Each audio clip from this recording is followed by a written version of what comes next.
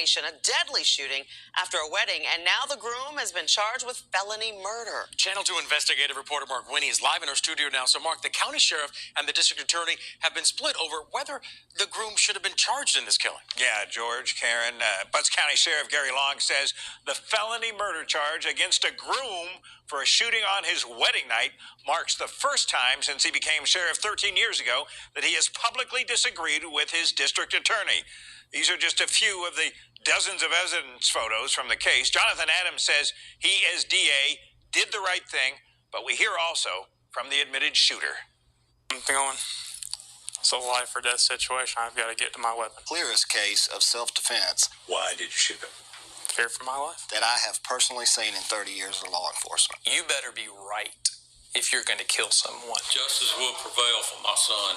A positive death. A Butts County bride and groom, but within hours after the ceremony in July 2024, the sheriff there says it's undisputed that on his wedding night, the groom shot and killed a man. I don't think anyone should have to second guess defending themselves. But Sheriff Gary Long says he does dispute that new husband Aaron White committed a crime, felony murder, as an indictment now alleges. There's an innocent man sitting in my jail. Bride Kayla White says the homicide victim, 44-year-old Jason Mahan, was her stepfather. She liked a lot, but she stands by her husband. I just have to have faith the truth will come out eventually. I think the question is not self-defense. The question is lawful use of deadly force. Both District Attorney Jonathan Adams and Sheriff Long agree things went south after the wedding when the bride told an apparently inebriated relative she believed was behaving inappropriately to leave. They tussled, and her husband got involved. Time to separate them.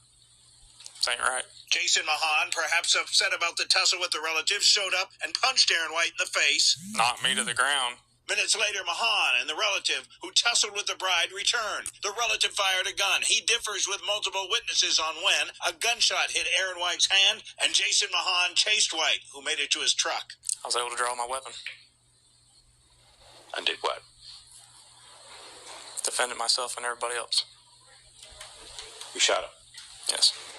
Sheriff Long says his office investigated, but he also called in the GBI for an independent look. DA Adams says a 2025 grand jury found self-defense and declined to charge White for the homicide. The White and others were indicted for aggravated assault, which the DA dismissed. But this month he presented the case to a second grand jury, which did indict White for felony murder and aggravated assault. The DA says the key issue is whether White should have responded to Mahan with a gun or his hands. It's a question for a jury to determine whether or not the defendant had a reasonable belief of receiving serious bodily injury. Sheriff Long says the DA's decision flies in the face of what he's taught citizens in gun safety classes in which the DA's joined him. People will be hesitant to defend themselves for the mere fact of coming to jail for murder. No parent should bury their child, ever.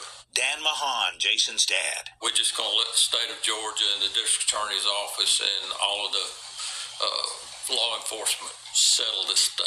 What gives you the wherewithal to get through this?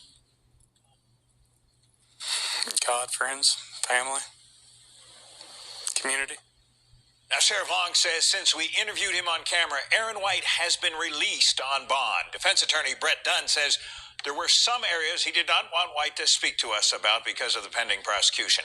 And Dunn also says he believes an election has played a role in this case. We plan to have both sides of that controversy on Channel 2 Action News at 6. A lot of people looking at this very closely. Mark, thank you so much for bringing this to light. Thank you. See you at 6, Mark.